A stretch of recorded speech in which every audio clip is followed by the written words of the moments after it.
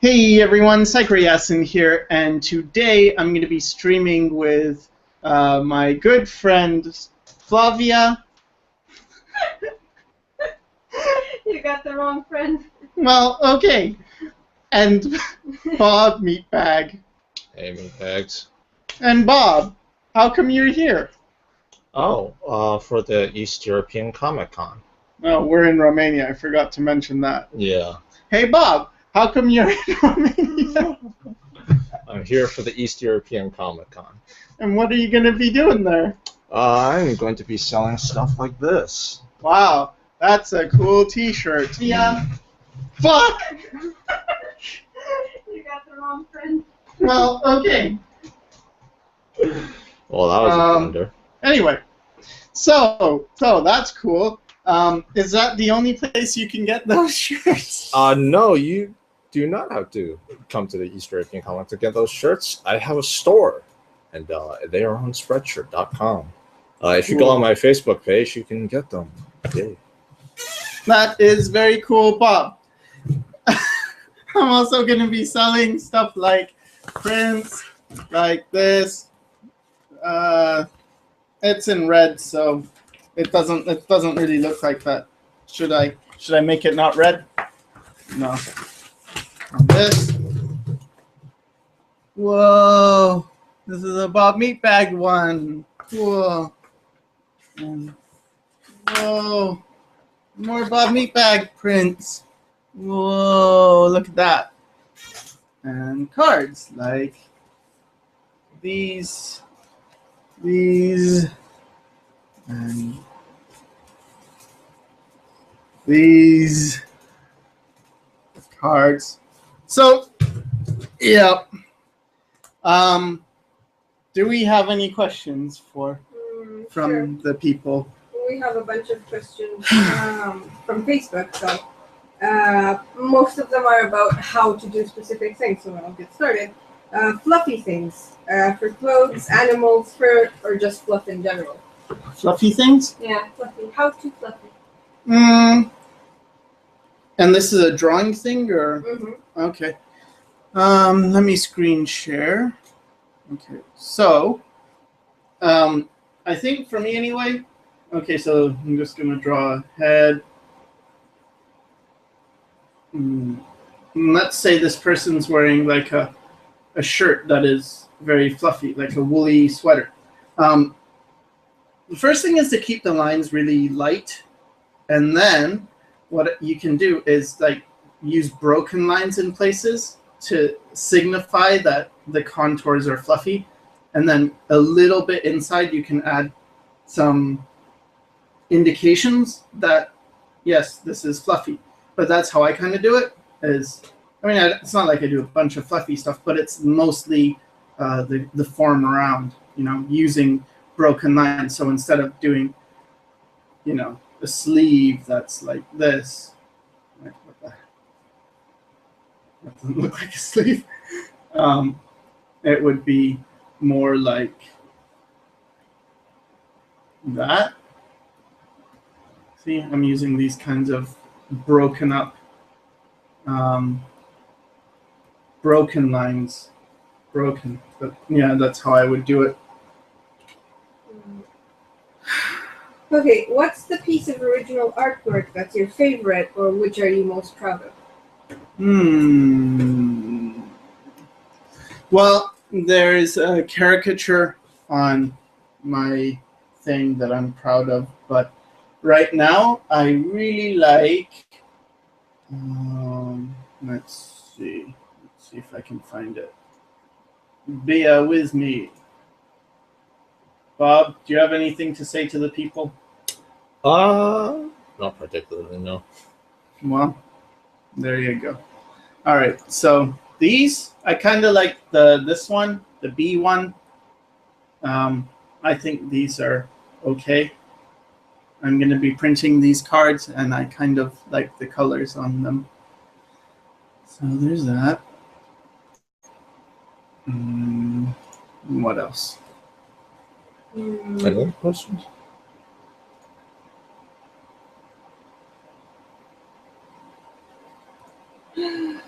Okay, what's better to start with in order to understand colors? Watercolor, acrylic, oil, or digital? How would you go? I don't know. I don't think there's like a definite answer to that. I think digital is really good for some things.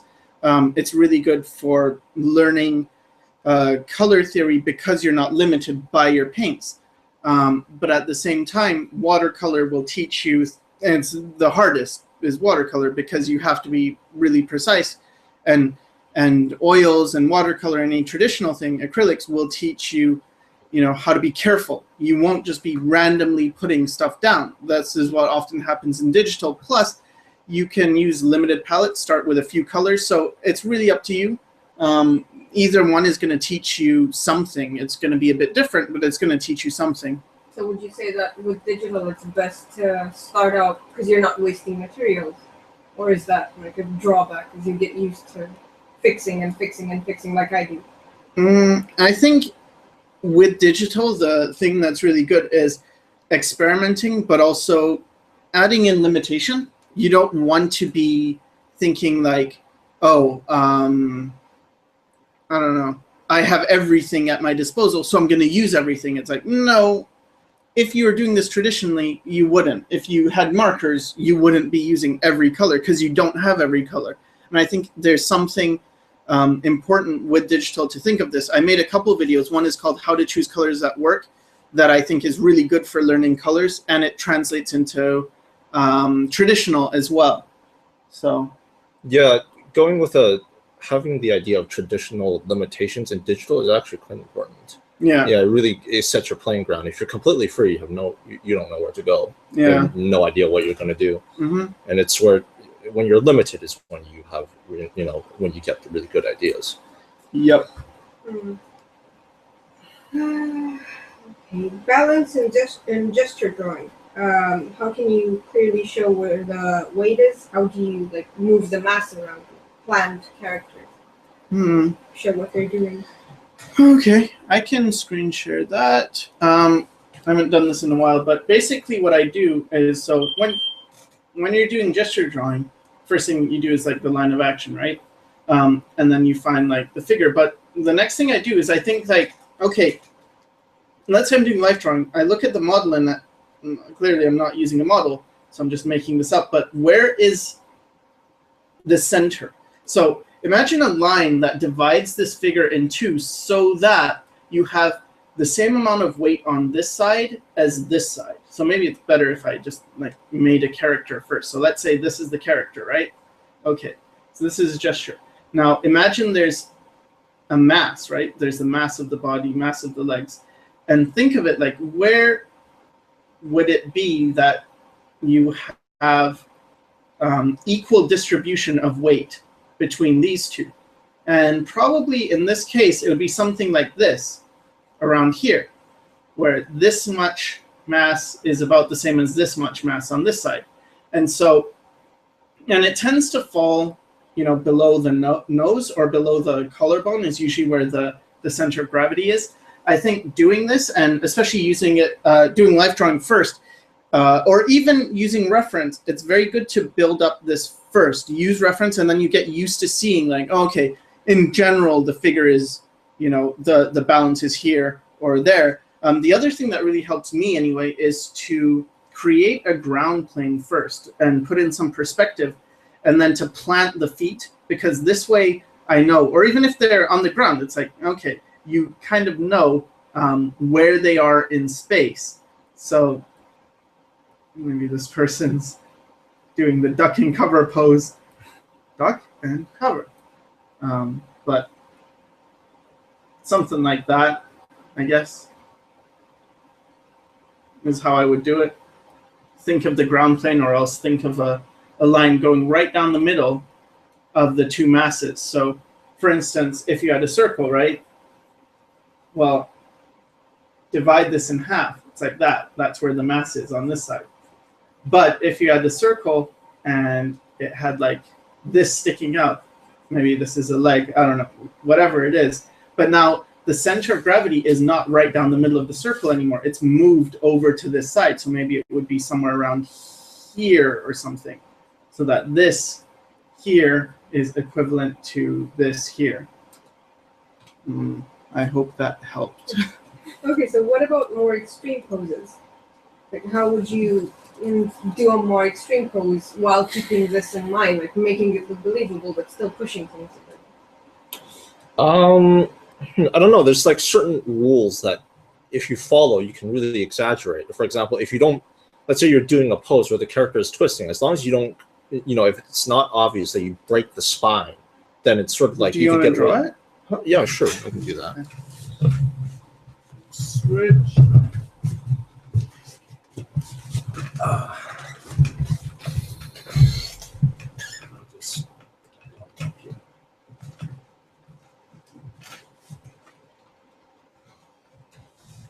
Let's see. Smaller. Oh, hold on. So let me make it. Okay.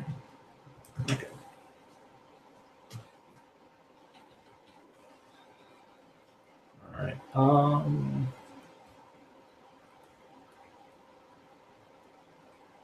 Might be a little overdone. But let's say you're creating a character and they're doing whatever pose is that they're doing. As long as it follows the like an idea of the rules of the anatomy, it's usually okay. And this pose is very silly. Let's change that right a bit.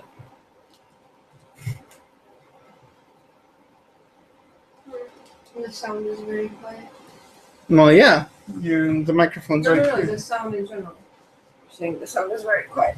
Okay, I'll boost the gain.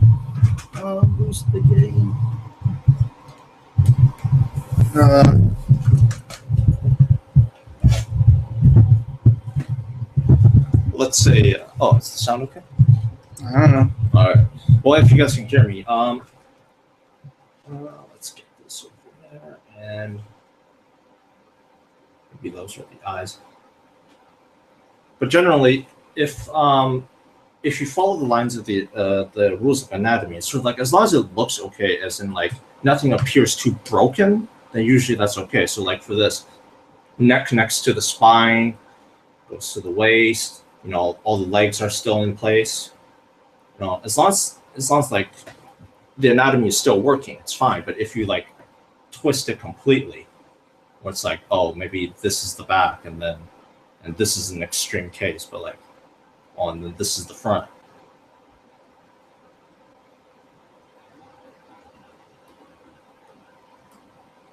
Then it's sort of like, oh, okay, killed it. spine is broken. You killed it, Bob. Yeah, it's completely destroyed. But Okay, so any tutorial about how to draw clothing? How would you put clothes on these guys? How would you, like, if you were to put clothes on them, how would you go about doing it?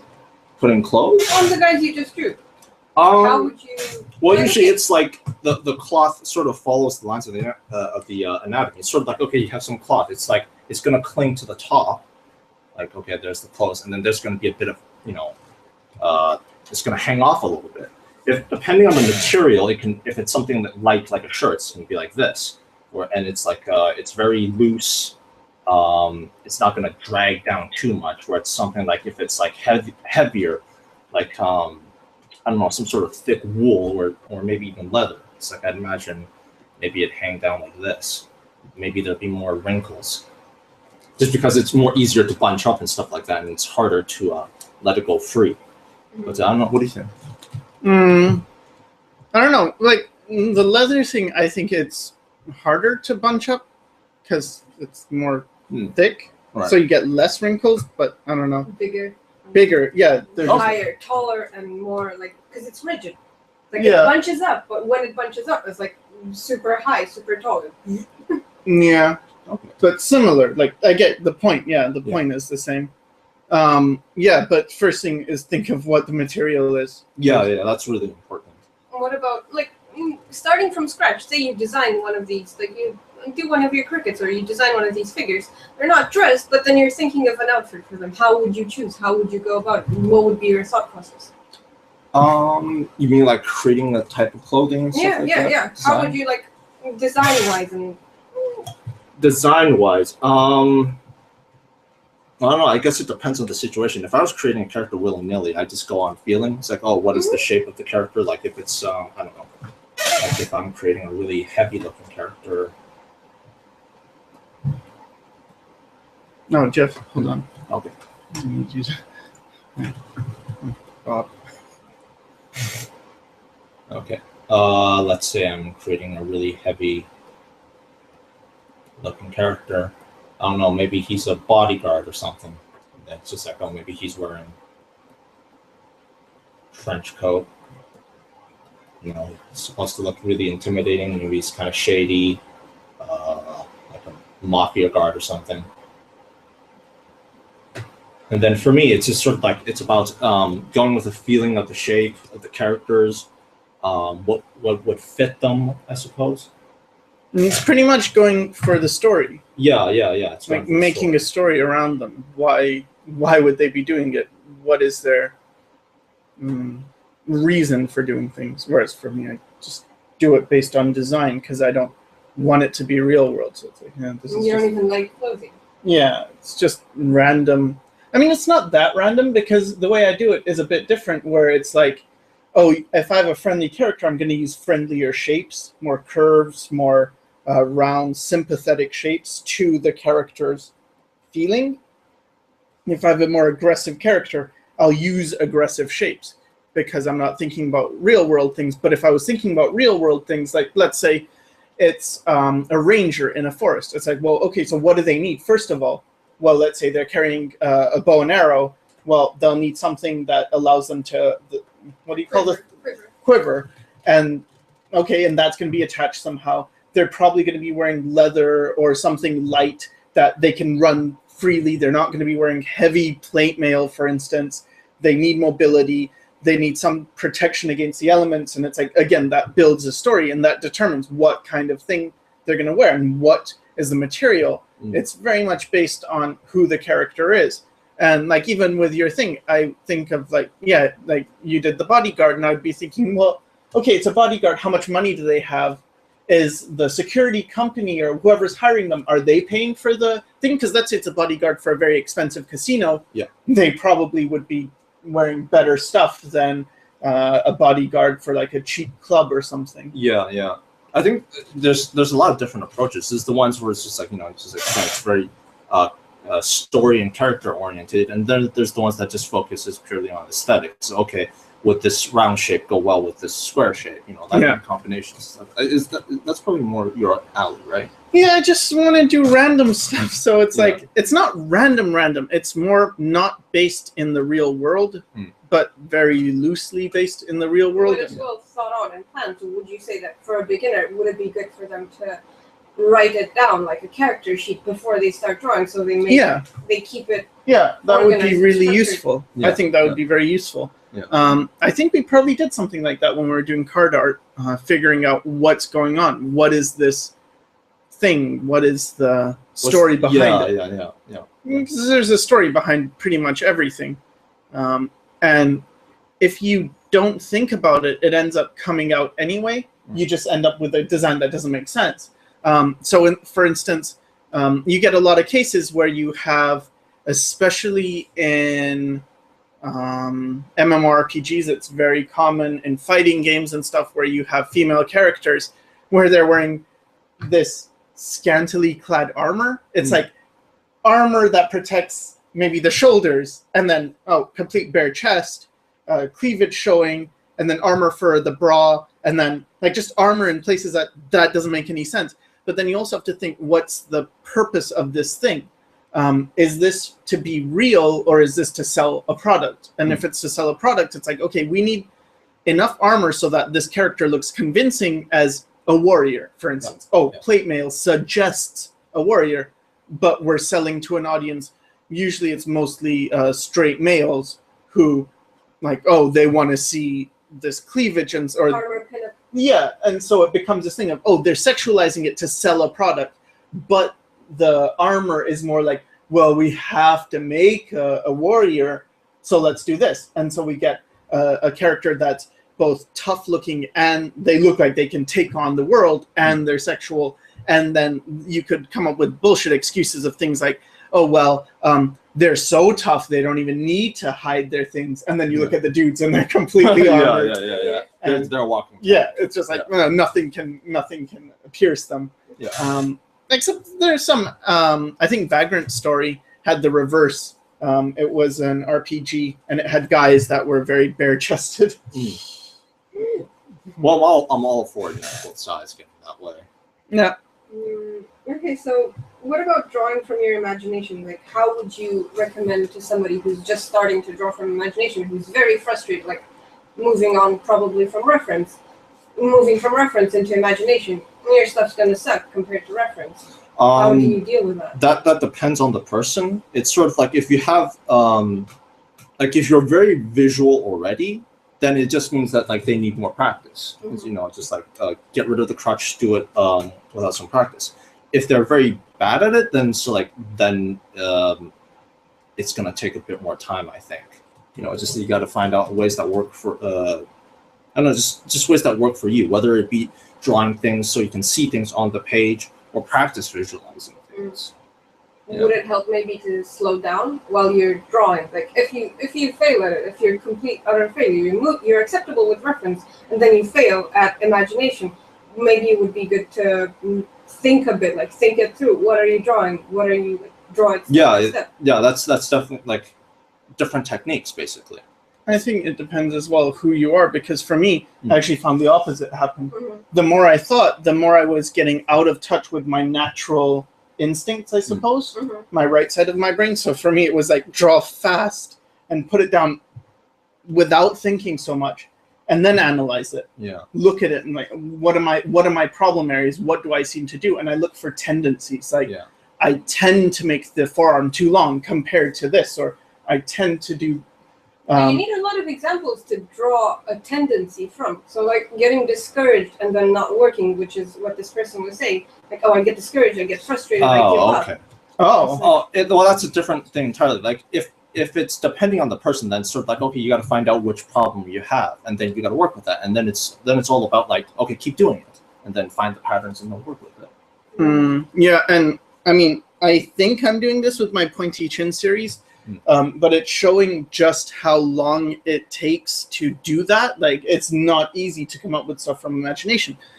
For me, anyway, it requires a lot more effort. And so the thing with giving up is kind of, I've referenced this analogy before, but it's of a ship, and you're going out to sea in a boat. For instance, let's say you're in a rowboat and you're rowing and rowing. Well, giving up is like you get halfway out into the ocean and then you stop rowing. Well, what good is that going to do? Like, you have to really trust that this isn't a case of luck. This isn't, it works for some people and not for me, or something like that. It's a case of like, sure, some people may be better rowers than you, so they might need less time. They might be able to get to the destination faster. Maybe they need to put in less work, but it doesn't mean that they don't need to row. They still need to row and get from one point to the other point. And for someone like me who sucks in some ways with visualizing, it's like, well, I know it's just going to take me more time. So not rowing isn't going to get me to my goal. But trust it, like, you have to have a lot of trust, because what I used to be afraid of was, oh, what if no matter how much I practice, I'll just never be good? And that's what would discourage me. It's this fear of like, maybe it isn't that anyone who practices gets good. Maybe some people can get good and not other people. And what if I'm one of the other people? But that's a lot of assumptions. Yeah. It's like they're not doing you any favors. Exactly. And what changed it is just the little successes where it's like you do it enough that it's like, I've drawn thousands of faces now. I'm pretty good at faces. It's actually kind of hard to mess things up royally. I still can, but not nearly as bad as it used to be. And for me, I guess it was learning things the hard way. It's just very Do you think painful. it helped you somewhat to put out episodes like of Pointy Chins, like the ribbons one? It's like, oh, I failed. Here is. No, I think it helped other people. It actually made it harder for me because I get affected by comments. I get things of like, I don't know, it can be discouraging sometimes. Like, sure, it's nice, but I'm pretty, I don't know, I guess I'm very bad with my self-esteem. Although I get 100 nice comments, I get one, I get one bad comment, and it But makes... would you recommend for people starting out? It's like, oh, I'm getting super discouraged and whatever. What would they do? What would be the I would, if it was me, I wouldn't. You wouldn't post your... No, what I would do is just, okay, take this into consideration that this is going to take time, and I would go into hermit mode. I would shut everybody out and just focus on doing this. The reason I'm doing the pointy chins is because, as you suggested, it's a nice to see from, like, it's a view you never get. It's a perspective you don't get to see. Because nobody wants to show their failures. For fear I don't want to show my failures either, but it's a thing of, I know, like, that would have helped me. I mean, of the people already working, people who are already professional, they don't want to say, it would chip their armor. Maybe, Like, yeah. You allowed for a lot of chips in your armor. Well, I don't know. I guess it depends on once again, it depends on the person. It's sort of like if you feel like, sharing your failures and stuff like that, if that's the thing that would help you, then go for it. Or maybe even experiment. But it's like, at the end of the day, it's still sort of like getting the mileage down. Yeah. I mean, for me, I'm constantly trying to tell myself not to think about that. Don't think that you're going to be putting this out there. Because if I think that way, I'm going to tense up. I'm going to become self-conscious about what I'm trying. I'm going to think like, well, a bunch of people, maybe 1,000 people or more, are going to see this page. I want to make it look good. I want them to think my work is good. And I have to tell myself, no, this isn't about them. This is about you. Just improve. Yeah. Forget about everyone else. Just do this for the sake of improvement. The real important thing is just like, if you make it about other people, then it's sort of like, oh, that's all your work is going to be about. It's about impressing other people. But if you keep it honest and it's just like, okay, I'm going to do the things that I enjoy, and I'm going to improve on the things that I want to do, then you'll be more likely to do them. And then if it's like, okay, then I want to get better at this, then sort of that's what I'm going to focus on. And also, I think nowadays the art world is so, because of the internet and because of these communities, like everybody has a say, and everybody, like, there's 20 people who are going to see your stuff. At least they're going, oh, you suck, oh, you fail, oh, whatever. You're going to get more discouraged. You need to grow a thicker skin. Yeah, I know. I'm trying. Also, at the people in the comment section, we did not take the chat off. We didn't. It's just like Hangouts didn't let us. Yeah, this is a thing. Like, I keep refreshing it, so for whatever it's worth, I see some of your comments, but it's very hit and miss. Yeah, with Google Hangouts, the thing is they keep changing all the time. So they have one format. There used to be a format where there's a chat and it just auto updates and everything, and it's nice. And then they took that off. So our solution to that was making two things, one for a chat and one for the Hangout. And then that changed back to, oh, now the chat's included, but only for the time when it's streaming live. And then after it turns off and it goes to normal chat, but all the comments disappear. And now it's just, I don't know, they changed it again. So I'm really sorry to anyone for that. But again, I kind of didn't know either until right away. When I start coloring my painting, should I start with the dark colors or shadows, or should I start with the light colors, the highlights? I know you were telling me about It's a mood thing. It's a lot of it is a mood thing. You want to start with the mood, but and I don't know. It's a very complicated. It's like a very simple question with a very complicated answer. I don't want to just say, "Oh, do this," because that'll work. It's like, no, it's not that simple. A good idea is to not start on pure white because it's very difficult to judge your values. Don't start on pure gray because it's very difficult to judge your values. But beyond that, I tend to start in the mood, and if it's primarily dark, I'll usually start a bit darker. If it's primarily light, I'll start a bit lighter. If it's got like a very warm feeling to it, I'll start with a warm tone. But yeah, it's not, a lot of this stuff, it's not that simple. You want to, I think a lot of people are looking for that easy answer, and I can really relate to that. I'm not like, oh, you suck because you want an easy answer. It's like, no, I wanted an easy answer too. Most people want easy answers, but it's just, no, there's not. And the easiest answer is just do a lot, just experiment and draw a lot. And as scary as that sounds, it's actually the fastest way to get better. And it's also keeping in mind what you told me. It's like a lot of these things will look good 2 steps down the road. They're not going to be great right away. It's not. It's going to look muddy. It's going to look bad for a while. Just don't skip steps. Don't. Did you use reference for any of the squishy things in your squishy episode? Did I? Maybe 1 or 2? So how did you figure the rest out? How did you construct them? What were you thinking about? Guessing? Just guess and put down the line and see, oh, does this look believable? Yeah. So that's a good, you would say that's a good approach to... No, I would say it's my approach. I don't think it's good. I just think it's what I did. Because I'm thinking of it this way, like, hey, I don't have a visual memory or it's not strong. So can I look at something and still tell? And someone asked, like, can you, do you still have images in your dreams or something? Yes, I do. So I know that I'm capable of doing this. I just don't have access to it, along with a lot of other things. So, yeah. I also looked at some tutorials. I mentioned some Doxy tutorials. I looked at those. And I also did some analysis of some artists that were doing squishy things well.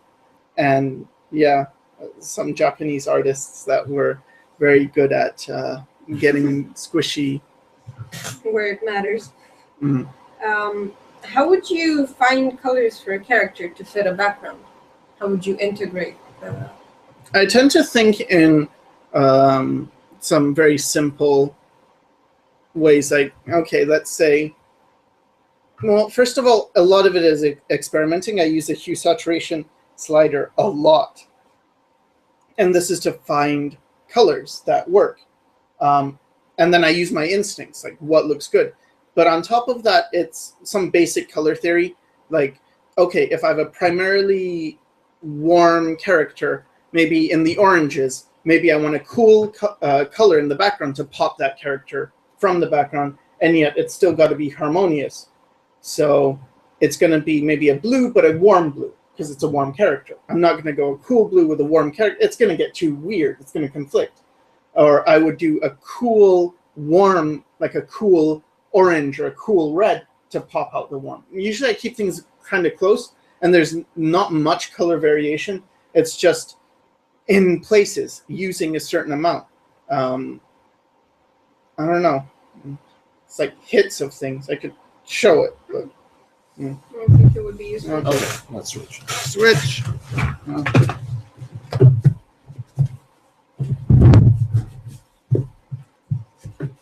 All right. So, okay. Can I delete this? Yeah, go ahead. Okay. So let's say my color is put down character. Yeah. Let's say this is the color scheme. Okay. So this is the character, right? So this is my character, and they're mostly yellow, but then I want some, maybe some orange as well, because okay, if I pick yellowish, like this color, this goldenrod color, I'm going to go to this and to this. Like, I feel like I can use anything greenish. Like, I could go this route and make this character sort of greenish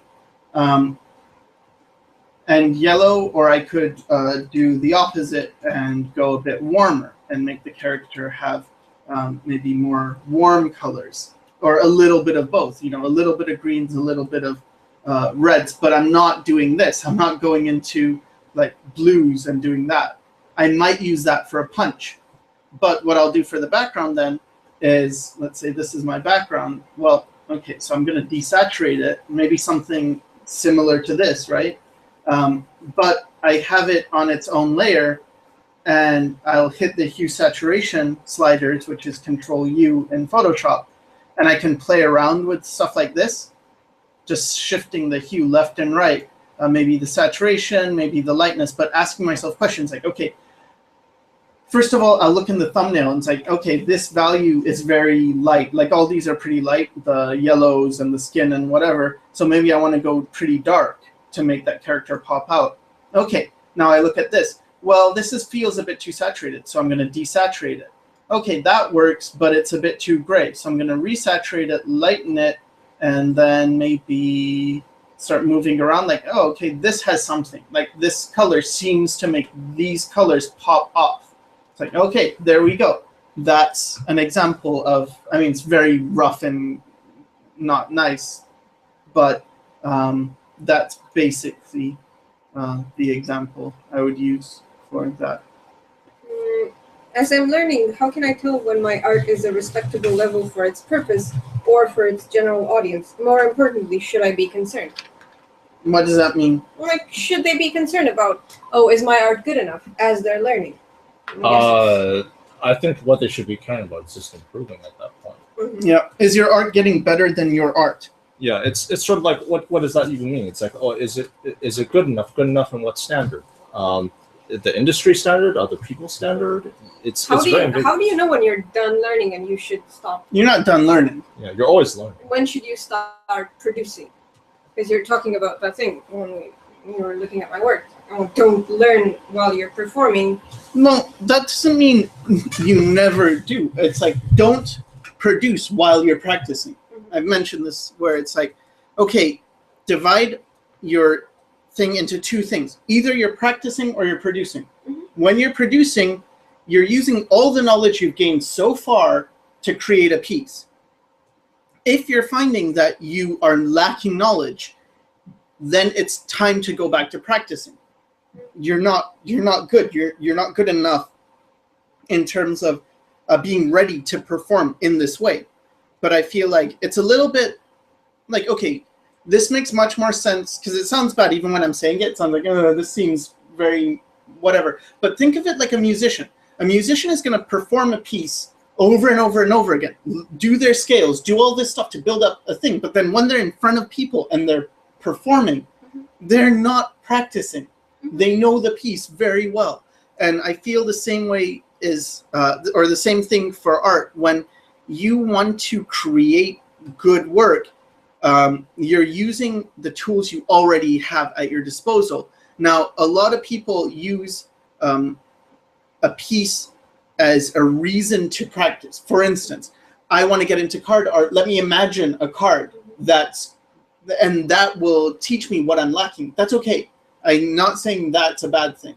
I think that's actually a very good idea. Make up a fake job for yourself to do, and it will reveal your weaknesses if you have them, but then go and practice them and do what it takes to practice them. I find when you're spending your time performing and practicing at the same time, again, to go to a music thing again, it's like you're playing a piece and then you hit a wrong note and you tell the audience, oh, sorry, hold on a second. No. Oh yeah. Whatever. Like, okay, I got it. That's what I wanted to do. It's like, why you're to me, it's mixing two things. So when would you start? Like, how did you know? Oh, I can start looking for jobs. I didn't look for jobs. Jobs will come for you. There are people who are searching for people who are good enough to work for them. But they're looking for something. What they're looking for is a few things. First of all, they want to know your skill level. Are you good enough? Are you producing stuff they can use? And then they want to see, do you have a following? Like, do other people like you? Especially with companies, it's a case of they don't want to hire you if you're not popular. Yeah, if you're not popular. Because why do you hire an artist? It's like, why would let's say I own a restaurant and I hire a logo designer. Why would I hire this logo designer? I want to hire him to attract more customers to my restaurant. Yeah. It's not so I have a pretty picture. So they're like, using your appeal, yeah, the appeal you already have. Exactly. They're using you to get people to buy their product. So if you're already popular, if you're a guy who, you're posting on DeviantArt, you have a bunch of people following you, then they're like, hey, a bunch of people like this guy's work. Okay, that's good. We can use him or her. And so that's another thing is are you able to, or do people like you? The next thing is, are you reliable? Are you producing a lot? Because if you're not posting and producing a lot, what it means usually is, hey, maybe your work is popular and we like your work, but you're probably working already. That's why you're not producing. You'll see people, when they're in the study phase, they're updating their portfolio all the time. Then they get hired, or suddenly they stop posting work. And it's like, because they're under non-disclosure agreement, most of the work they're doing is probably for a company. They're not allowed to show it. And so that lets a company know, like, hey, but they're not posting a lot. They're probably working somewhere. Let's look for someone else. They still might contact you. But I think this is how you know. You don't need to find out. You don't need to know if you're good enough, because everyone else will tell you.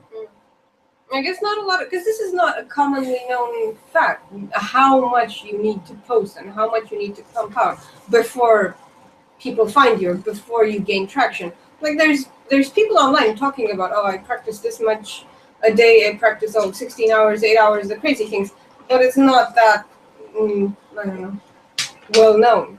It's not like, I suppose this is why people are asking. This is why your fans are asking. It's like, oh, how do I know? How do I know? There's a lot of confusion in regards to this. I think your pointy chin sort of addresses that. Oh, this is how much. This is. Well, no, I think this is how much I'm doing right now, but I don't think it's that much. Because you've done more. Yeah, I've done more. A lot more. When I really was studying, I studied much harder. And this is kind of like, well, yeah, you do your freelance and you develop your style. It's not you, all you're doing is this. This is just one thing. I think, yeah, I could be doing a lot more with pointy chins, personally. Do you listen to music while you draw? If yes, what kind of music do you listen to, and what inspires you the most? It depends. It's the mood. It's mood based. But usually I can't listen to stuff with vocals. But again, sometimes I do. So I don't know. I never really understand these questions. I think they're a bit too broad in a way. It's like you're getting to know the person, but it's like, well, it's a does stream. it help It's you? just look at this context. It's a very buddy. You're in our house. You're. I don't know, but I'm very private about things. I'm like, Ow. I don't know. Okay, so question. Can you earn more, and is it a good solution to move to a country where stuff and rent is cheaper while doing freelance? Can you compare Canada and Romania, for example? Sycra, thank you. In Vancouver, because it's not just Canada. Canada's a big country. In Vancouver, when I was living downtown, the rent was around, I think I was paying like $1,100 a month, 1,100 Canadian dollars, which would be roughly, I don't know how many euro that would be. Maybe 800? No, nine or 1,000, because it's. No, euros at that time it was probably around 800 euro. And our rent is what, 190 euro. So that's about 4 times difference. So no, it's not. It's could be 4 point something. 4 points. It's a lot cheaper. It's a lot cheaper. Yeah. But where you also have to deal with all these inconveniences, because in a country where it's cheaper, there's a reason it's cheaper. Yeah, there's a number of reasons it's cheap. Yeah. Do you want to save money or do you want to save time? Yeah. Which costs more? Yeah. I think it really depends. It's a decision you have to make, and also it's not that simple. You have to think about it like what's the environment you're going into, like what's the political state. Like if you go to someplace, oh, it's super cheap, oh, there's a war going on, you're screwed. Yeah. Okay, so will there ever be guests like Ricardo or Costa or Judd on your hangouts? I know you don't do super streams anymore, but one more person would be cool. There's quite a few people asking about more people on the stream. So. I guess at some point. We were considering asking Cynics to join us today, but since we're all in the same room, we can't all be wearing headphones at the same time, 'Cause we Yeah, have to use the there's same- this thing where today's a kind of a special thing because We're special. Bob Meatbag is here. And so it's like, well, we can do it all in one room. Don't have to wear headphones. Otherwise, we wouldn't be able to hear each other. How would you advise somebody who's begun with tracing, then did stuff very inconsistently until they stopped, and then they just do things sporadically, but they would like, how would they get back into it? How would they get back into drawing? They did tracing. Yeah, they started out with tracing, so they did quite a bit of tracing. I've never had any support from anyone close to pursue any artistic careers, so I was very inconsistent until I simply stopped. I'm currently pursuing another career, but I want to improve my skills. Ultimately, I'd want to be able to speed sketch characters like yourself and many others I've seen. Any tips or suggestions? Well, it's like you got to understand what you were doing with tracing. Was tracing like, if all you did was just trace, then that means you're copying. You're not using any information. You're not receiving any information. You're not giving out information. You're just retracing the steps of the person who drew it, which was somebody else, which is not you. So because of that, it's like without the tracing, you have nothing. But if you go in with the mindset of like, I'm going to draw, I'm going to receive my own information, study, experiment, stuff like that, then you can do things on your own. You don't need anybody else. Yeah. So it's like you have to realize what you're going into when you trace. When you trace for the sake of like, I want to figure out how they interpreted this line, then it's like, yeah, sure, that works. Yeah. But if you use it as sort of like your only source for artistic expression, then that's not you, that's somebody else. And as soon as you take that away, what do you have? Yeah, and if they want to do stuff like I do, draw a lot. Again, the reason I post pointy chins is so you can see what I'm doing. Like, you could probably, maybe it could help you, or at least let you know, like, yeah, this is what you do. On top of that, and I don't want to take away from this, I didn't, like, okay, so I started my pointy chins thing a few months ago, I guess. The work for it, maybe a few years. Well, 1 year, at least a year, more than a year. Anyway, point is that even though I started then, I had been doing art for maybe, I don't know how many years, 12? More? Yeah. More. Yeah, maybe 14 years, I guess. Before that, I was still drawing a lot. And before that, I had spent another 14 years just being in school, drawing when I'm bored, not taking it seriously. So I was about 15, 16, where I started taking it more seriously and thinking, oh, okay, I want to have this as a job. And then it took me another, I don't know, I guess 15 years to be like, learning how to paint, how values work, how to get a likeness, how to draw things to make them look like what they are. So I'm not starting pointy chins from scratch, but I would do the same process as pointy chins if I was to start over. It would probably just take not 1 or 2 years. It would probably take 4 or 5 years. And I think to an extent, tracing could be good when you start out because you get that boost of like, oh, I did something. I sort of did this. I sort of traced this. But afterwards, like if you're not doing your own stuff, you'll get drained. You'll get depleted. Because where's the joy? Where do you find your joy in art? I don't think that's just what tracing does for you. It also makes it so, again, to go to a thing. Okay, like you see, maybe there's a wrong brush. Okay, maybe there's a face you see, right? Like an anime face, and it's got a proportion like this, okay? Now, if you just copy it, or let's say I was copying it and it was before, I would probably do something like this.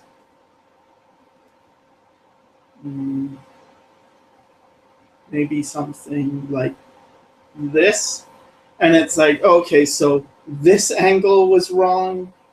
Well, closer, but this angle definitely is wrong, And when you trace, what you're doing is going over these lines, and it gets your arm used to, instead of making very exaggerated curves, for instance, you learn to make subtle curves. Yeah.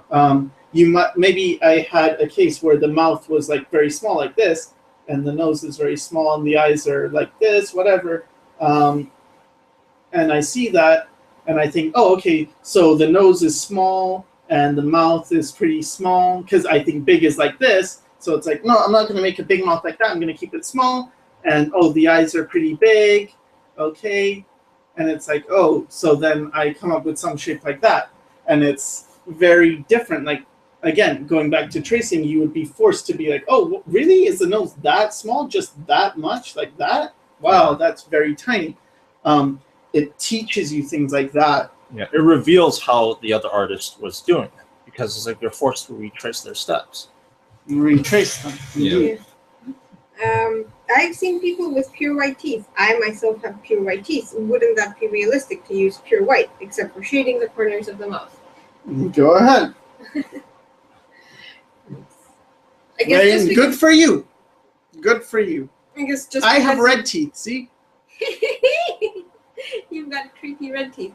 But I suppose just because you've had your teeth or because your teeth are whiter than what you're used to doesn't mean that they're actually white. Yeah. And also, it doesn't take into account the light that's hitting the teeth, Yeah. the reflected light from your gums and lips. Yeah. And Well, also, if it's dark, your teeth aren't going to be pure white unless they were emitting light. yeah, So, glowing white teeth. or you had like light shining at you, and then maybe you're dark skinned and your teeth show up and your eyes show up. I think when I get darker, Yeah, maybe that'll be the case. I'm gonna turn off the light, and there will be Cheshire cat you. yeah. But yeah. But it's like, I think, ironic as it may be, it's a good advice. Like, try it, see how it looks. Use pure white and the teeth. Yeah. Do your drawing as you would normally do it, and then use pure white. Yeah. See what you get. You're gonna have to this does not look realistic. This doesn't look. These don't look like teeth. Do you have a video specifically on eyelashes? Because I like drawing hairy eyelashes, and it often comes out looking ugly for some reason. I think so. I think my how to draw. Yeah. My how to draw eyes covers eyelashes. I made a recent video of how to draw and paint the eye. And I think there was a comment on that. Oh, really? Yeah. It's What? like they want more hairy eyelashes. Super Like hairy. eye muffs. Yeah, eye muff. How would you do an eye muff? A lot of curls. Cauliflower eyes. Cauliflower eyes. Okay, so do you do classes? Do you have Skype? Sometimes. Sometimes. You have Skype. I think that's an email question. Mm-hmm. Could you talk a little bit about line weight in general? How do thick or thin lines affect the feeling of a drawing, and are there particular cases where we should care about the line weight? Yeah. I remember with Bob's Buttons, we were talking a lot about this. It's like when you do clean up stuff. Yeah. Matters. So I can do a short thing on line weight. I'm not going to make it too detailed, but okay. Yay, my tablet's being... Okay, let's say I've got a character here.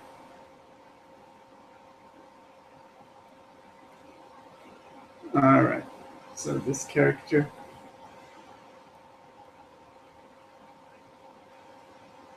Okay, so this looks not that finished, right? Not that polished. Now, if what I do is get a thicker line and go around the outside, like so, suddenly it's a bit more finished. But what's happening is, sorry, my lines are all weird. It seems to work anyway. But it flattened out, right? So what you can do is, let me just clean up some of this. What you can do is get areas where you darken the things where they're going into the form. See how I sort of darken this area here. So you can do that. And what that does is it brings back the form, overlapping, the neck, doing things like this. And notice how these lines are thinner, but they taper. It's this thick line here tapering, so it's doing this.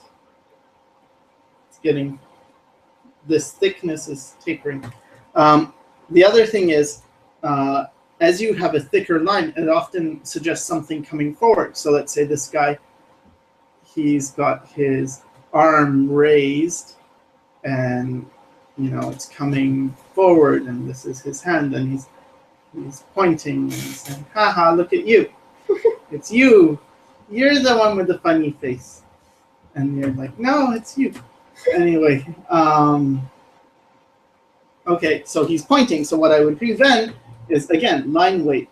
Give an even thicker border to this guy's finger here.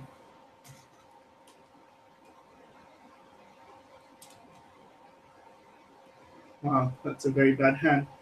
So, but anyway, you get the idea, right? Like, the thick thing means, no, maybe just do that, because this is very strange.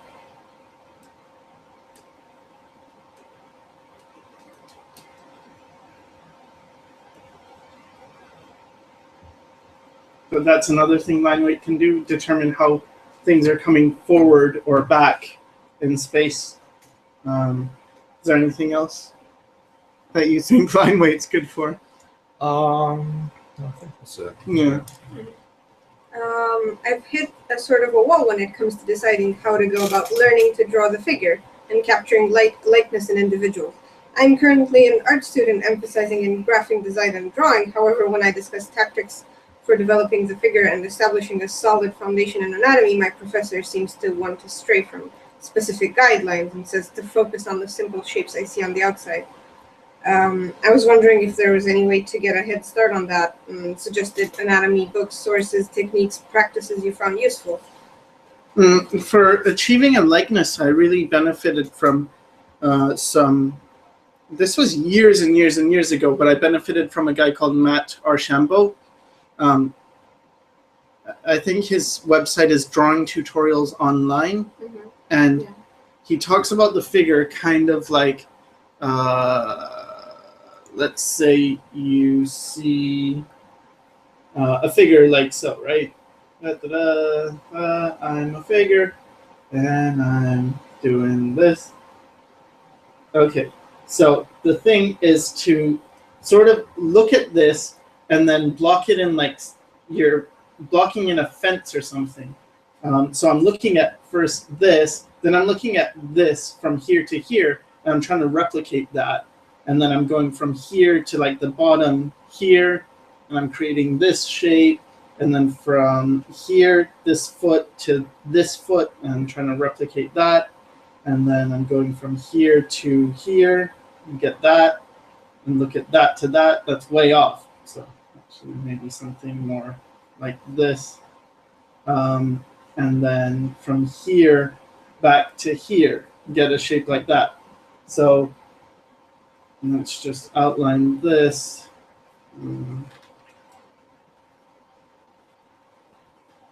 And carry it over. And see how this figure sort of, like, I kind of messed up on the feet, but it's sort of boxed into the shape. You want to be able to see that shape. And let's assume I got it right, and this angle wasn't completely wrong, because it is completely wrong. It should be more like this. It's been a while since I've done this, but so what you would do is you look at that. You look at the relationship of, okay, so you've got this basic shape that this figure is filled in. And then, okay, you look at this, for instance, okay, where's the chin? Well, if you drew a line across, and then you look at this line from here to here, it's roughly halfway. So here to here, this is that line, look, halfway, you get a point here. Dot, dot, dot, dot, dot. Okay, now I have this. Okay, now here, well, what goes here? Well, there's this negative shape. If I shade it in, it looks like this. And so I could shade in that same negative shape, and that will reveal to me what the side of the face looks like. You should cross his eyes out, because he seems to be in a coffin. Oh, yeah. Yeah. Okay, that makes sense. Okay, and then again, you have here to here, and then you have this little negative shape here, and then you have this shape that looks like that. It's like this shape that looks like that, and stuff like that. Like it eventually creates like puzzles, like a puzzle piece that you build. Now this is one way to draw, and it helps you with likenesses. It helps you figure out. It's again drawing tutorials online. I think .com. But anyway, that's one thing I did at first to get the likeness. The other thing is just draw a lot, and you get better at doing this. There's a question for everyone. Would you consider yourself more of a realist or an idealist? Have you ever had some kind of life experience that changed your view on life? What do you think? I think I have both. I think it's quite healthy to have both. Like, you don't want to let go of your ideals in favor of, the world is like this. Just take it. Just bend the knee. It's worth fighting for some things. The things that are important to you, I think it's worth maintaining your ideals. I think it's good fuel. But on the other hand, in the face of evidence, you don't want to keep stubbornly, I can do this, I can fly, I have no legs, no arms, no whatever, I can run and fly. Like, just takes practice. No, it's not. Even when you have legs and arms, it's kind of hard to fly. I think some people try though. It doesn't turn out well. They go from realists to defeatists. Yeah, to defeatist. I think realism is not an excuse for just, I becoming jaded and becoming like complacent and stuff. Like, I'm realistic. I'm not gonna do this. What's the point? Whatever. I think it's nice to have idealistic views and like idealism for goals and realism for achieving those goals and breaking them into smaller pieces. It's like, how are you going to design your life? What are you basing it on? What's your direction? Oh, that's coming from your values, from your ideals. How are you going to go about doing it? Are you just going to, it's magically going to come to me, just daydreaming and stuff. Both of them are good, but... It's balancing them, that's basically it. Yeah. You don't want to go to one extreme or to the other. Yeah. I think idealism is looking at... let's say I'm looking at the peak of a mountain, thinking I'm going to climb there. Yeah, but you're not going to get there tomorrow. Or maybe you will. You're not going to get there by looking at it. Yeah, and it's like, okay, so yeah, that's fine. Be idealistic about that, but don't be... But realism is like, well, okay, so now I'm going to walk a bit forward, and a bit forward, and a bit forward. And the thing is, a lot of people are very short-sighted, and so they don't believe big things can happen. And it's very... I think for me as well, what I'm learning is that a lot of dreams, you can actually achieve them. They're within reach, but not when you're starting out. Like, it's this process of you move a little bit forward. You just keep moving forward, and as you're moving forward, if all you're thinking about is moving forward, you get to crazy dreams, and you get to crazy skill levels, where in the beginning, I had a lot of opinions about what was good, what I needed, how long it would take, by the time I'm 30, I'll be Buguro level. What does that mean? It doesn't mean anything. I'm just looking at it, making up a story. And then someone could say, oh, you're being idealistic, or, I don't know, like, you're being unrealistic. And it's not unrealistic in that, is that possible? Well, to get to Buguro level, yeah, but to put a timeline on it, that's an artificial thing that you're just making. No. So the goal is possible, but when that happens is not up to you, but how hard you work is up to you. How much you will try and take opportunities is up to you. And I think realism helps a lot with grounding you in the face of, I don't know, inflation of ego, but also depression and deflation of ego. It's like, oh, you're going to be super bummed out, but be realistic. Your stuff was successful. Your stuff was bought. People liked it. In your case, look at the comments. Sure, there's that one guy who's like, well, whatever. But look at the 300 people who are saying, oh, I like your stuff. You're good. You're cool. It's good to maintain it as, like you were talking about the mass. Draw the center line. And see how much mass is on one side, see how much mass, and then draw your conclusions. Measure things. What about you, Bob? No, I pretty much agree with what you guys said. You know, just a healthy dose of either one. Because whenever, in my experience, from what I've seen in art and a lot of things, just like, oh, if you get stuck in one idea or go to one extreme, it's sort of like, okay, fine, you might get one benefit. That's very extreme, but the cost is also extreme. And sometimes the more extreme you get, the more it costs and the less you gain. You know? I think a lot of people, the problem is they think of the thing as if they need to achieve it really quickly. Like, this instant gratification thing. I want to have what they look at someone else and see what they have, and like, I want to have that. I want that. I want that. I want that. But chances are the person that has it didn't get it from wanting it. A lot of your victories happen without you even realizing that you got them. Yeah. Like you're just drawing a lot. You're not thinking about, oh, I want to beat this person, or I want to be at this point. I want to be this good. And it's just like, oh, just keep drawing, and then it's like, oh, wow, I didn't even realize I'm this good now, or I'm that good, or oh, I still have a long way to go, of course. But like, oh, okay, just by doing it. But if you look within, like, if you look at today and you look at yesterday, and it's like, did I improve? No, I barely improved. But if you have enough distance that's like, I'm looking at it 5 years or even just 1 year, and you look, oh, okay, I've improved a little over this 1 year. Yeah, but you need to have the documents to show your improvement, because otherwise you're not going to be able to draw conclusions from 3 drawings scattered over 3 years. When I was young, it's this kind of a, I don't know if it's embarrassing, but I used to feel like I was kind of wise. I wanted to be wise and have really important things to say, but I didn't, because I didn't have experience. So it was this feeling of, it was a little bit like when I was really young, I guess like 6 and 7, I would make up these games where I had folders and it was like top secret and don't look at this and whatever, right? And I would have secret files with my secret, but there's nothing no one wants to know in them. Like, what? You have no secrets to hide, but you have this desire. You have no wisdom because you have no experience. You don't have enough, but you want to be this wise person. And it's like, you get that, but over time, it's not when you immediately want it. And then by the time you have it, it's like, this is such a pain. Oh, this is annoying to have all these secrets I have to hide. Yeah. Okay, so you said before you didn't get art training when you were young and only took lessons when you were older. Would you recommend doing art when you were young, or do you think you're better fit for doing art now that you're older? What does that mean? I did art when I was young. I just did stupid stuff, scribbling and when I was in class.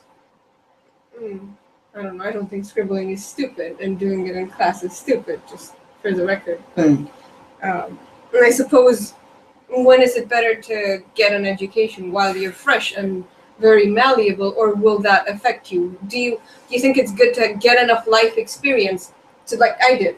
It's like, I don't want to touch art. I don't want to touch art as a study thing, as a career thing, because I'm afraid I'll get... So many different stories. I've heard a lot of the best artists I know tended to actually have, when they were very young, they drew a lot. But it's like and training. Then they got very good training. Yeah. But I think it also depends on the person. Like for me, I don't think it matters what training I get. My own independent sense of self is going to kick in. My rebelliousness, I'm going to do what I want to do just because it's me. Eventually. But it's like the way you get discouraged by things, would you say that's the bigger danger when you're younger?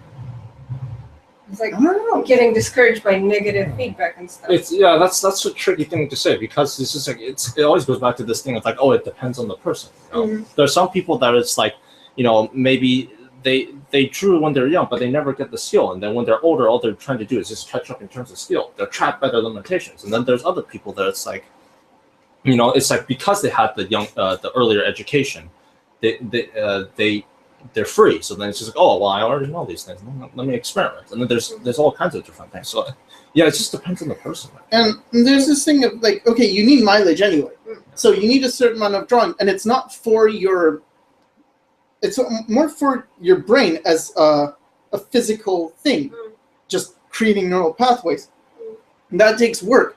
But the thing that can be lost is the ideas, the reason, I was thinking about the motivation. There's a difference between the ideas you have when you're young, when you're very untainted, like innocent in a way. It's like your personality is very pure. It's very like, oh, it's had some influence, but very little, compared to when you're older. It's like, oh yeah, I have to pay rent, I have to clean my room, I have to do the dishes.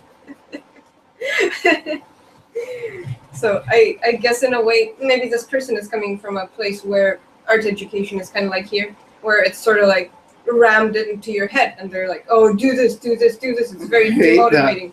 I hate that idea of that's how something would be. I think education should be available, but it's on you to find it, to make use of it. And if you're not the type of person who's willing to seek it out, chances are it's going to be much harder for you to achieve anything. Because it's usually people who are self-motivated, who want something. Like, you've got to be hungry for it. So in any case, it would be better to stay away from people who want to... When I went to animation school, I saw this, and what I was telling myself, and even then I did get tainted, you could say. I got influenced. There's a lot of groupthink. But it's like, I have something I want. They can I will take what I want and forget what I don't, and try and think of yourself as someone who can do this. But I do think there are environments that are toxic, especially very closed environments. I think a big thing to keep in mind is just that if you are, let's say, in that environment where you have that mindset, the best thing you can do is just sort of inform yourself, realize what's out there, because it's this thing like when you take a look at many different types of artists, this pattern starts to emerge of where it's just like, no, it's not this one set thing. It's not set in stone. There's many different interpretations. It's why like somebody like Craig Mullen says, we're doing this thing art, and it's been thousands of years and we're still finding stuff. There's all these different types of artists out there, and there's all these different ways of getting better and interpreting things.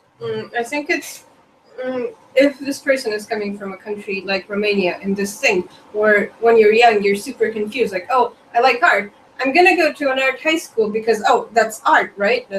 They shouldn't have my best interest in art.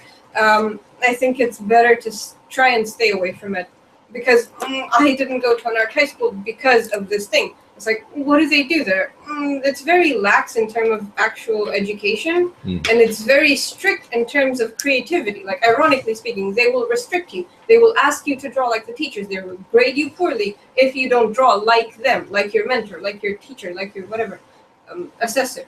And then just draw whenever you have the time. Draw as a thing, like, just pursue that thing that you like, your idealistic side. And then when you get out, when you have a direction, when you have something very defined, I want to do the cauliflowers, I want to do the pointy chins, then focus your education on that.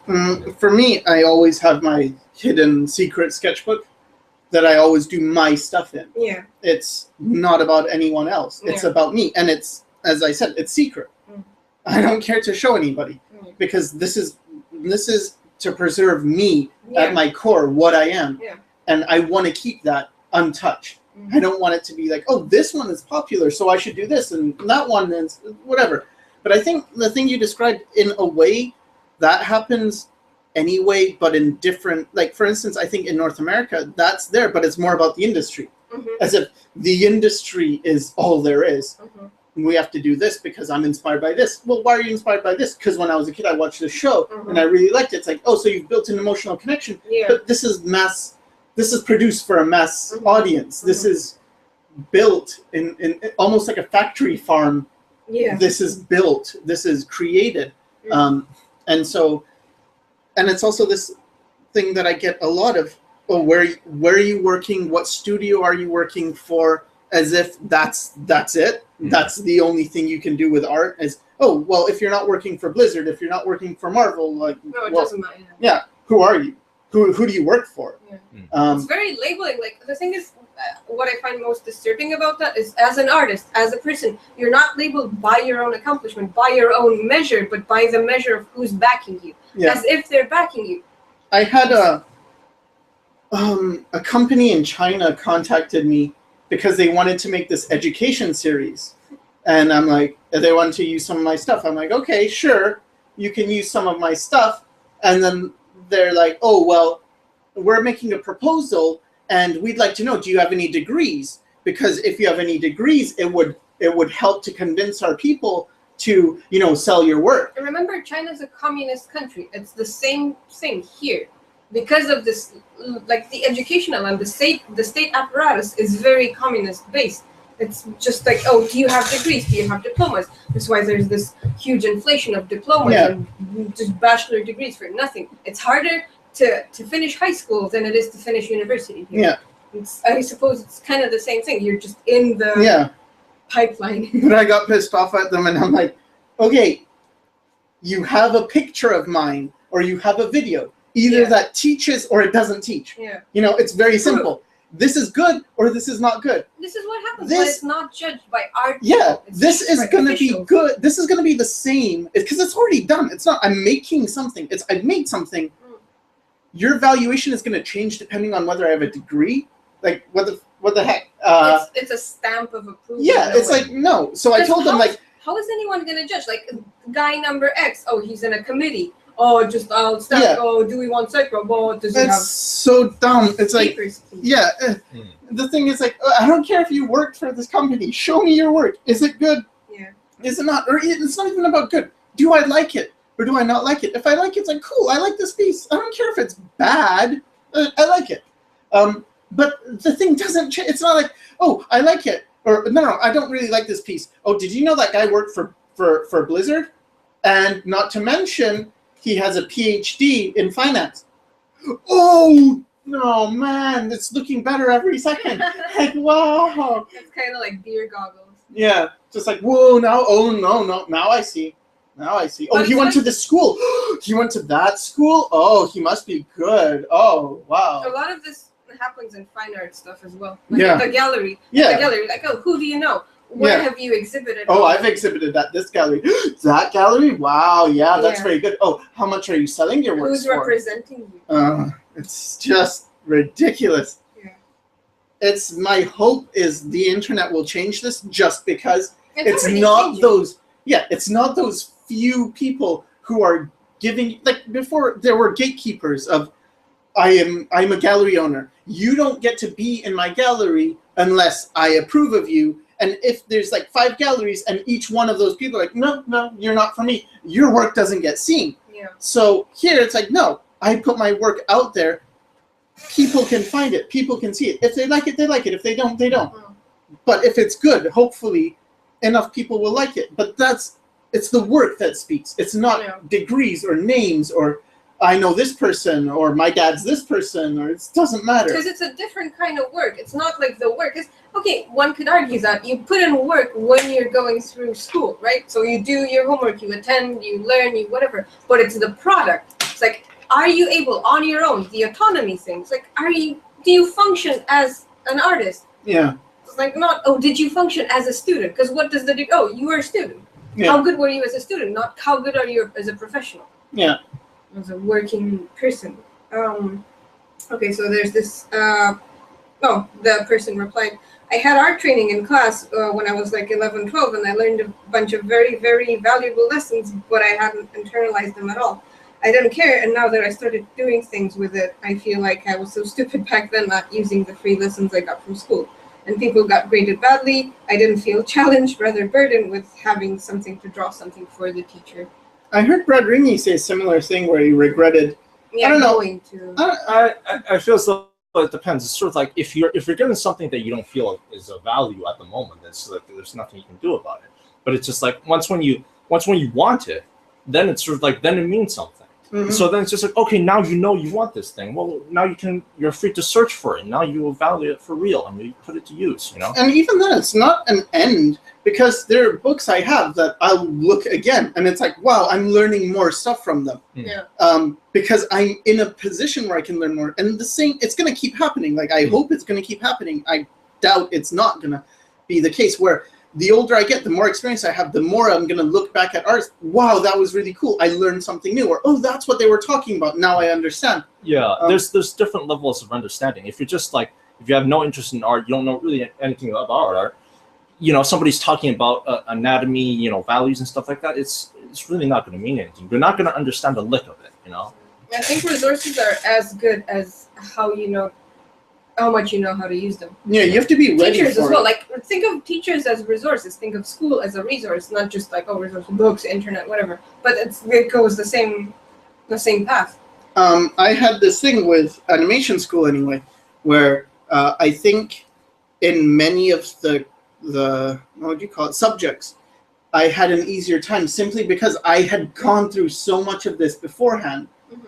And what I saw was, because I had this preparation, when a lesson was given, I was, let's say, it covered 10 things, but 9 of them I knew. I could really focus on that one thing. Yeah. Whereas everyone else not everyone, but a lot of other people, let's say they didn't know any of that stuff, or they only know 2 out of 10 things, they have to juggle 8 things in their head at once. So Yeah. I think with school, a lot of it is, if you're going to go to school, if you're going to put this much money down, you should already have drawn a lot, and you should already know some things. Like, don't come empty-handed. Don't be like, I don't know Photoshop, I don't know anything, because then you're going to spend all your time learning Photoshop, whereas someone who knows Photoshop can understand, more, just because it's like, now I can focus on more levels of this thing. So I think that's important. And the other thing is, what's scary now is there are schools that, like the animation school I went to, they say portfolios matter, but they'll actually take anyone as long as you have money to pay for it. Oh, they have to say that so that they're legitimized. Yeah, that portfolios matter, but they really don't matter. There were some people who were really, really bad, but there are good schools that genuinely have high requirements for a portfolio, and I think that's actually, at first I thought it was a bit stupid, because it's like, well, but I'm going to school to learn. You want me to already know stuff before I can even get accepted. And I guess, like, sure, if it was a case of, oh, you go to this prep school, and then you go to another school, then you go to another school, then you go to another school, and then you're finally ready, sure, that makes sense to me. But otherwise, I kind of get, in a way, the idea of, like, we don't want to teach you everything, because you're not going to have time to learn all what we have to offer you. It's also in other, like, okay, this is very valid for North America, but for example in Europe, things are a bit different still because of the old system of education. But think of the school as an investment. Like, you're not investing money as much, because some of them are state-funded and whatever. It's a higher ratio of state-funded schools, but you're investing time. You are spending so much time in school, so much time, like, oh, practical, whatever, theoretical. It's still an investment. It costs money. It costs you, like, time of your life. You're not going to get that back. I remember you mentioning this the past few days. Like, it's time you're never going to get back. Sometimes it's more of an investment than had you paid, had your parents paid, had you, like, I think the thing that I dislike is when people force you into stuff. Yeah. Like, oh, you need to do this. Why? Well, I heard so-and-so told me this is important. And that happened a lot, but now it's like you don't have an excuse for that, because there's the internet. You can ask people, you can contact people, you can look at it. Yeah, you see what the standards are. Are you confused as to what the standards of a professional? Yeah. And it's like, okay, let's say you really like a movie. You like the art in it. Well, there are credits at the end of that movie. The credits show who did what. You can take that name, put it into Google, search them. Usually they have a portfolio, a Tumblr, whatever it is. Okay, look at their work. That's what level you have to be to get in. And then it looks really hard at first, but after you work, and it's exponential. In the beginning, it's really slow. As you get more and more proficient, eventually you pick up speed in your learning ability to, like, your work looks much better, much faster than it used to. Like, somebody, like a couple of people want to see my work, so I suppose, like, I should add some stuff to my. Like, I'm not just talking bullshit here. your work. So what Tumblr. should I go to your Yeah, it's a Tumblr thing. I uploaded I'll look for it. Meanwhile, Jeff, you can look at the people and keep them occupied. Okay. You're not looking at them. You're not They're looking there. at Oh, okay. They're Oh, people. song and dance. I'm looking at you. They're talking about your aura of friendship. Show us your aura of friendship. My aura of friendship. Uh-huh. What's your aura of Smile, Bob. Is it showing? It's showing. It's pure white. Look, your teeth are pure white. Yeah. It's great. It's great. You're great. Okay. I guess I'll screen share. So this is Flavia's stuff. What? Okay. You have to click on the high res. I don't know. It's something about Tumblr. But can I just cycle through them, or No. there's no cycling? No. Well, that's Yeah. not smart. Yeah. I know. Whatever. It's just stuff. Cat lady. A lot of cats. A lot of gross stuff. Yeah. Where's your guts? Oh, there's more. Yeah. Uh, No. okay. I should. Show the boobs. Ego. Okay. There's a person. That's one of my friends who posed for me, and I drew him with boobs because, yeah. Oh, so he doesn't have those in real life. No, he wishes. Anyway.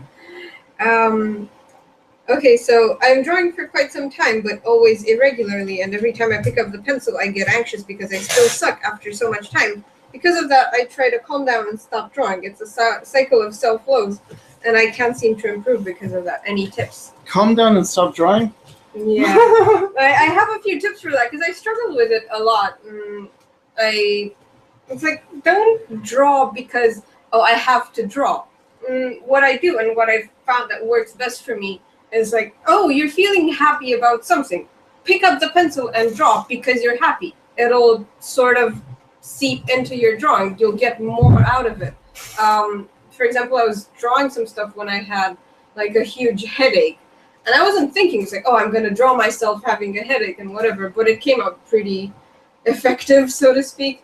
And then, lately I was drawing something and I was really happy about stuff. I don't remember exactly, but it came out a girl stabbing her boob, but never mind that. It came out looking really happy. I think it came out looking really happy. And I found that I have the energy to go on for longer.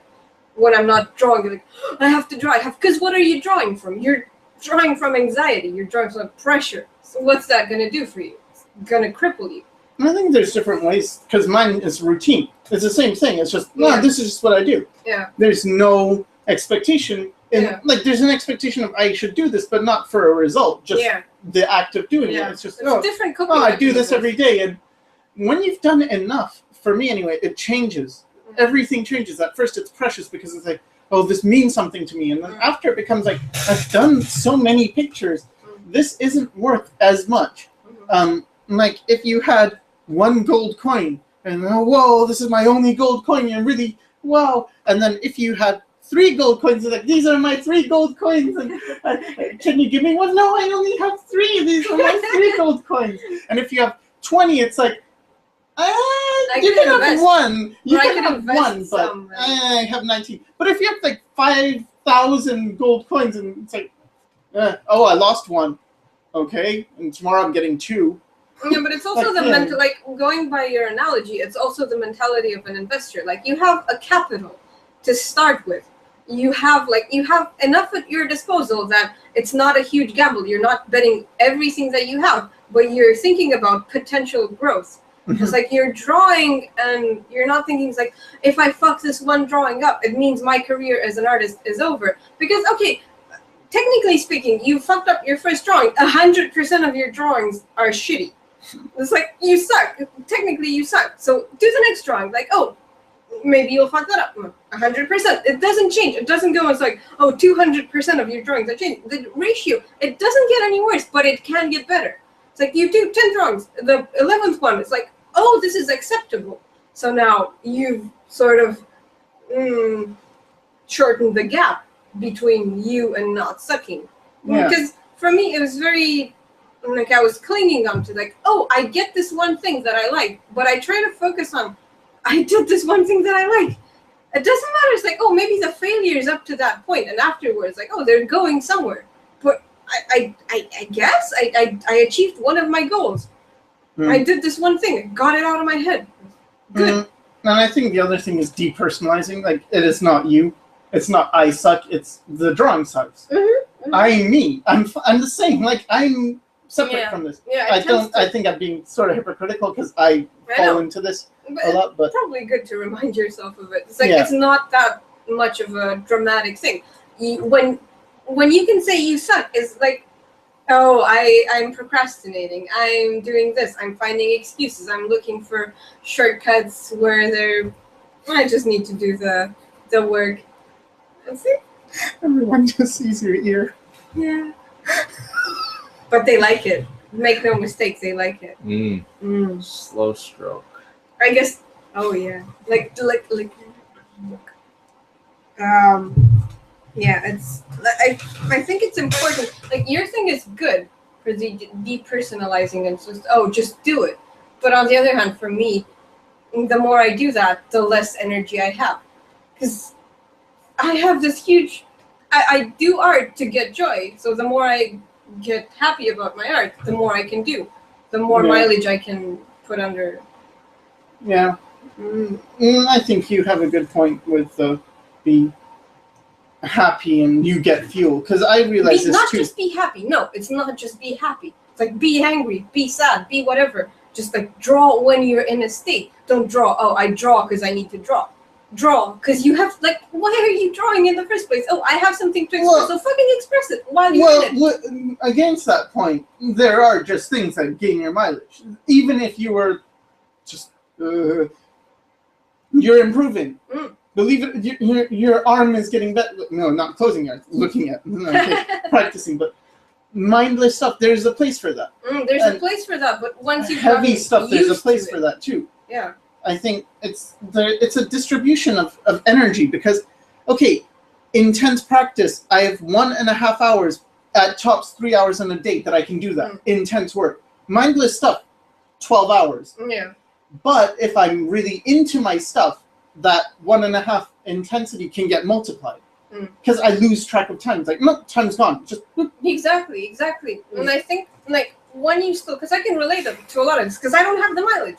So what I'm doing is very just right brain intuitive things. Like, oh, I just channel everything I have, use my brain to the best of its ability to get things down. I don't know how to work, like, streamline my workflow or anything. So while I'm getting used to that, I'm just using all the resources I have to their maximum. It's not good to discard one or the other. I can relate to how they're starting out in a way, because it's like, I know the confusion, I know the fumbling around them. About your energy, how is it? Because we're about 1.5 hours in. I think we have a couple more questions. Okay, let's take a couple more. Yeah, and then 2 more. And how are you, Jeff? Yeah. Bob? We knew it. Anyways, yeah, a couple more is good. Why is it so dark? Okay, never mind about the great questions. I thought I read some good ones. Why is it so dark? Because we're in Romania. Yeah, we don't have, like, electricity is scarce here. We need to save up on because, like, it is red alert right now. Yeah, they're not, like, this country is not made for Cintiqs and stuff. It's probably just made for stuff like this, because somebody was asking what tablet I'm using, and I'm using my worst enemy. She's using a Cintiq companion. Yeah. And I don't like it either. I didn't even know how bad it was until you pointed it out, because I'd never used an actual whatever. I don't understand. A lot of people had rave reviews over the Cintiq companion, but for me personally, it didn't do what I wanted it to do. I used tablets before, and then I moved from tablets to a Cintiq 22 HD, which I really like. And I'd used a Cintiq in animation school, which for some reason I didn't like. It might have been just the height. Like, I wasn't at a good height. And with the companion as well, it changed when I was in bed. and I was using it the way I use my sketchbook. Yeah. But even so, I didn't like it wasn't good enough compared to the 22HE or even compared to the tablets. Yeah. It didn't perform as well. So when I see people saying like, "Oh, it's really good," I don't know. It's like, good for what? Like, it's good. I don't know. Like, am I the one who's crazy, or maybe my companion isn't as good as theirs, or something? But it just feels like. How could you think that after this? Like, after we spent so much time like raging about my painting, and it's like, oh, you can't even. No, but I don't know if the model we got is defective or something.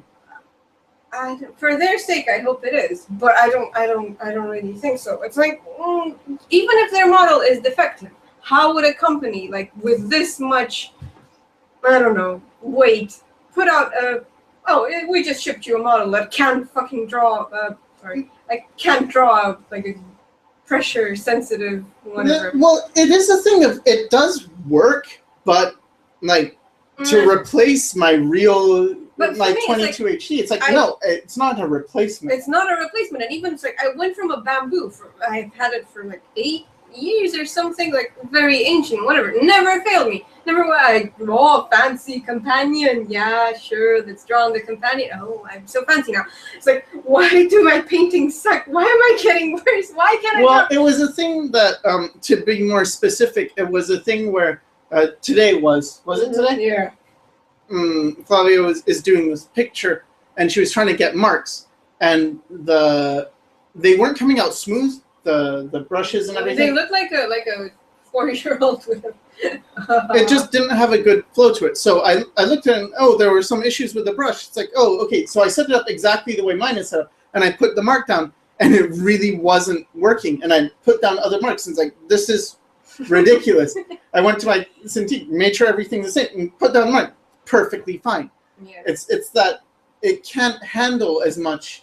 It can't handle as much, and it's like I think it really depends on what you're doing with it. Because for very small things, like because even with layers, like we were using layer masks. Oh, not enough round, not enough. Couldn't do it. So it's like, for sure. If I was doing like basic sketches, probably that would be fine. The price tag does not warrant this. The price tag does not back this up. It's like, oh, you're buying this thousands of dollars product made by a company who specializes in this, who doesn't perform well with painting. Like, it's not just a sketchbook. Yeah. Because they could just have done an iPad thing. They should have called it Cintiq Sketchbook. And made it out of expensive sketchbook. Very expensive sketchbook. Yeah, so that's the tablet I'm using. It's good for comment reading and little. It's like my iPad. I got my iPad for art, and it turned into a very good gallery and music. Yeah, exactly. And when you told me about Companion, it's just a very big iPad. I had no idea how right you were. Yeah. It's just. But it depends. Like, again, I don't want to say, this is horrible. You might, or don't buy it. It's like, you might benefit from this, but me, with my workflow, with the way I like to, what I demand from my program, I don't demand as much as you do. I don't demand as much as you do. It's still not good enough for me either. It's like, no, it's not good enough. I wouldn't recommend it. And for the people who do, I kind of wonder, how do you use this? What do you use this for? I think it's harmful for a beginner. Like, if you have money to spend, that much money to spend on art supplies, get something like an actual link to your computer. I think use pencil and paper if you're a beginner, because most of my learning is done with pencil and paper, or pen and paper. But if you're really, really, I want to do digital, whatever, it's harmful for beginners. It's hard because it makes I see nothing wrong with a tablet. It took me a week to learn. No, not a tablet. I mean, this tablet. It's like a companion It's misleading. It's like, it makes you think you suck more than you do. Well, that's your case. You took it personally. Yeah. You're like, I suck, and it's like I use it, and it's like, this is good. You cannot do it. Yeah, and then I felt so relieved. Like, because I didn't know. Why the hell did my lines get worse? Going like, did I get dumb? Is this just is this old age? You're getting Alzheimer's. Yeah, it's like I'm getting Alzheimer's. I don't know how to do a line anymore. It's like, but I had a few years ago I could do the lines. Now I can. Oh, okay. It's gone. It's gone. You know, a few years is gone. Your line is first to go. Yeah. The next is color. Yeah, they go off from my drawings and onto my face. You get the yeah, that's right. Yeah. And color gets all messed up. You get hair on your back. We'll just become one thing. Lips turn black. Yeah, yeah. See? It's like we'll just end up like this. Okay. So I think we've gone from most of the questions. All right. Well, to wrap it up, if you want to see Bob Meatbag in person, And touch him. and if you're in the area, he will be at the East European Comic Con. So there's that. And he will be selling stuff. And he has a spreadshirt. BobMeatbag.spreadshirt.com. And Go to my Facebook. There's a link. yeah. And I will be there too. Because And you will be there too. yeah, that's like And the cause of it all. so thanks to my guests, special guests. Special gifts. Like Very we've special. only because we've only been doing this. They came on the special bus and the special plane to be my special We guests. sit in the special chairs Yeah, and do our special thing. I think we all acted pretty special. Yeah, I think. Mm. It's a special group. But it might be encouraging to other special people like us.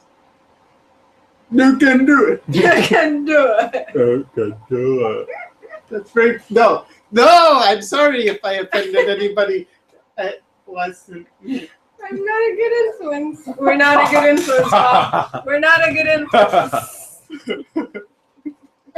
We should stop before this gets Yeah. Okay, Too thanks everybody. Bye.